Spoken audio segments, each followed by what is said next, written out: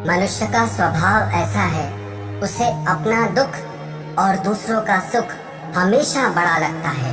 बहुत से लोग तो ऐसे होते हैं जो अपने दुख से ही परेशान होते हैं, लेकिन कुछ लोग ऐसे भी होते हैं जो दूसरों के सुख से भी परेशान होते हैं। हर इंसान को यही लगता है कि मेरी जिंदगी में सबसे ज्यादा दुख है, मेरी जिंदगी बहुत मुश्किल है, बहुत तकलीफें हैं मेरी जिंदगी में। दूसरों की जिंदगी बहुत आसान है। कोई मेरी जिंदगी जिए तो उसे पता चले कि कितनी कठिनाइयां हैं मेरी जिंदगी में। आज हम बात करेंगे ऐसी 3 कहानियों के बारे में कि जब भी आपको ये लगे कि आपकी जिंदगी में बहुत दुख है, तो ये 3 कहानियां सुनकर आपको अपना हर दुख छोटा लगने लगेगा। पहली कहानी एक सूफी कहानी है कि एक आदमी बहुत दुखी रहता था और परमात्मा से रोज शिकायत करता था कि हे प्रभु, मैंने तेरा आखिर क्या बिगाड़ा है? इतना दुख तूने मुझे क्यों दिया है? सारी दुनिया सुखी दिखाई देती है, एक मुझे छोड़कर। अगर मुझे कोई कभी दुखी इंसान भी मिलता है तो वो भी इतना दुखी नहीं होता जितना ज्यादा मैं दुखी हूँ। आखिर मैंने तेरे साथ ऐसा क्या गलत किया है जो मुझे इतना दुख तूने दिया है? एक रात उसने सपना देखा। सपने में देखा कि आकाश से परमात्मा बोल रहे हैं कि आज तेरे दुखों की बदलाहट कर देते हैं। तो कहता है ना कि सब तेरे से ज्यादा सुखी है, तू ही सबसे ज्यादा दुखी है। उसने कहा, हाँ प्रभु, यही तो कह रहा हूँ, जिंदगी भर से मैं यही कह रहा हूँ। अब जाकर सुनवाई हुई तो परमात्मा ने कहा, चल उठ। और एक बड़े भवन की तरफ सारा नगर जा रहा है। सब लोग अपने अपने कंधे पर गठरियां लिए हुए हैं, क्योंकि सबको कहा गया है कि अपने अपने दुख, अपने अपने सुख अपनी अपनी गठरी में बांध कर ले आओ। यह भी अपने सुख दुख जल्दी से बांध कर पहुँच गया कि आज बदलने का मौका मिला है।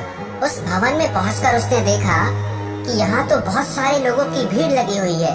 सब लोग अपनी अपनी गठरी लेकर आए हैं। फिर उन सब लोगों को आज्ञा दी गई कि सब लोग खूंटियों पर अपनी अपनी गठरियां टांग दें। गठरियां टांग दी गई। फिर आज्ञा हुई, अब जिसको भी जिसकी गठरी चाहिए वो चुन सकता है। बड़ी भाग दौड़ मच गई। ये आदमी भी भागा, लेकिन आप ये जानकर चकित होंगे कि सब लोगों ने अपनी अपनी गठरियां वापस ले ली। इस आदमी ने भी अपनी ही गठरी को वापस चुना और आकाश में खिलखिलाहट होने लगी। तो परमात्मा ने उस व्यक्ति से कहा, क्यों तूने अपनी ही गठरी को वापस क्यों चुना? तू ही तो बदलना चाहता था ना अपने दुखों को किसी और के साथ। तो उसने कहा कि जब मैंने दूसरों की गठरियां देखी तो अपनी ही गठरी मुझे छोटी मालूम पड़ी और सबके दुखों की गठरियां मुझसे बहुत ज्यादा बड़ी थी। और फिर मैं अपने दुख से कम परिचित तो हूँ, जानता तो हूँ। अब दूसरे के दुख के बारे में तो मुझे कुछ पता भी नहीं है, और इस बुढ़ापे में किसी और का दुख लेकर मैं कहीं बड़ी मुसीबत में न फंस जाऊं। अपने दुख तो जाने माने थे, लेकिन दूसरों के दुख कभी देखे ही नहीं थे। ये कहानी हमारी ही जिंदगी से जुड़ी है और हमें शिक्षा देती है। हम हमेशा ये देखते रहते हैं कि हमें क्या नहीं मिला है जो लोगों को मिला है, लेकिन हम कभी ये नहीं देखते कि जो हमको मिला है वो कितनों को मिला है। हम तो छोटे छोटे दुखों से भी हार जाते हैं। ऐसे भी दुनिया में लाखों करोड़ों लोग हैं जो हम जैसी जिंदगी पाने के लिए तरसते रहते हैं। जो हमें नहीं मिला है उसकी शिकायतें छोड़कर जो हमें मिला है, अगर उसके लिए धन्यवाद देना शुरू कर दें तो हमारी जिंदगी ही खुशियों से भर जाएगी। और दूसरी कहानी, एक व्यक्ति बहुत गरीब था। गर्मी के दिन थे और उसको पहनने के लिए पैरों में चप्पल भी नहीं थी। मार्ग से गुजर रहा था, गर्मी में उसके पैर जल रहे थे और परमात्मा से शिकायत करने लगा कि कितने लोग बड़ी बड़ी गाड़ियों में गुजर रहे हैं, कितने सुख में जी रहे हैं, लेकिन परमात्मा तूने मेरे साथ कितना अन्याय किया है। मेरे पैरों में पहनने के लिए चप्पल तक नहीं है, नंगे पैर में इतनी गर्मी में इतनी धूप में घूम रहा हूँ। वो मन ही मन अभी ऐसा सोच ही रहा था, तभी उसकी नजर एक ऐसे व्यक्ति पर गई जिसके पैर ही नहीं थे, जो कड़कड़ाती धूप में भी अपने हाथों से जमीन पर घिसट घिसट के चल रहा था। जब उस व्यक्ति की नजर बिना पैरों वाले व्यक्ति पर गई तो वो मन ही मन परमात्मा को धन्यवाद देने लगा कि हे परमात्मा, तेरा लाख लाख शुक्र है, तूने कम से कम मुझे पैर तो दिए हैं। मैं मेहनत करके कमा सकता हूँ और अपने पैरों के लिए नई चप्पल खरीद सकता हूँ, लेकिन ये पैर मैं कभी नहीं खरीद सकता। ये कहानी भी हमें वही शिक्षा देती है। जब भी आपको ये लगे कि जो आपने जिंदगी में चाहा वो आपको मिला नहीं, जो दूसरे लोगों को हासिल है वो आपको नहीं मिलता है, तो आप एक बार ये जरूर देखना, जो आपको हासिल है, जो आपको मिलता है, वो दुनिया में कितने लोग ऐसे हैं जो उसे पाने के लिए तरसते रहते हैं। और तीसरी कहानी, एक बार एक आदमी ने अपने बगीचे में एक तितली के कोकून को देखा। वो उसे ध्यान से देखने लगा।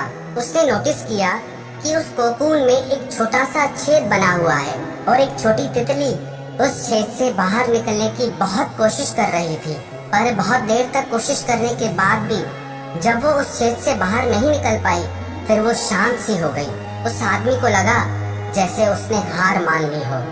इसीलिए उस आदमी ने उस तितली की मदद करने के लिए एक कैंची उठाई और कोकून की छेद को बड़ा कर दिया, जिससे तितली आसानी से बाहर आ पाए। और यही हुआ, तितली बिना किसी संघर्ष के आसानी से बाहर आ गई, लेकिन उसका शरीर सूजा हुआ था और पंख सूखे हुए थे।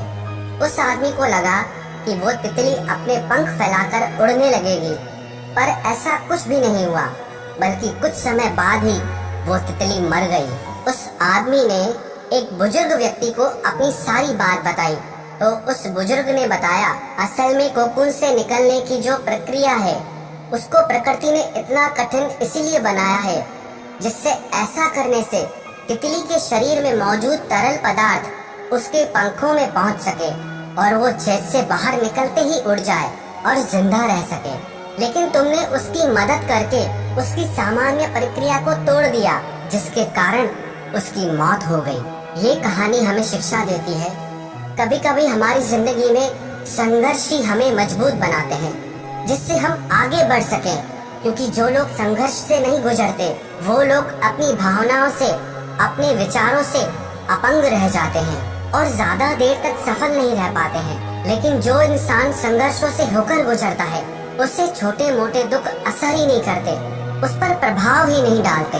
इन तीनों कहानियों का सार यही है कि जब भी आपकी जिंदगी में कोई दुख आए, कोई तकलीफ आए, कोई परेशानी आए, तो आप हिम्मत मत हारना, उन दुखों से हारकर निराश मत हो जाना, बल्कि आप उन दुखों से लड़कर अपनी जिंदगी में आगे बढ़ना। दुख इंसान को कमजोर नहीं बनाते, अक्सर इंसान को सुख ही कमजोर बनाते हैं। दुख तो आपको और भी मजबूत इंसान बनाने के लिए आते हैं, दुख तो आपको और सफल इंसान बनाने के लिए आते हैं।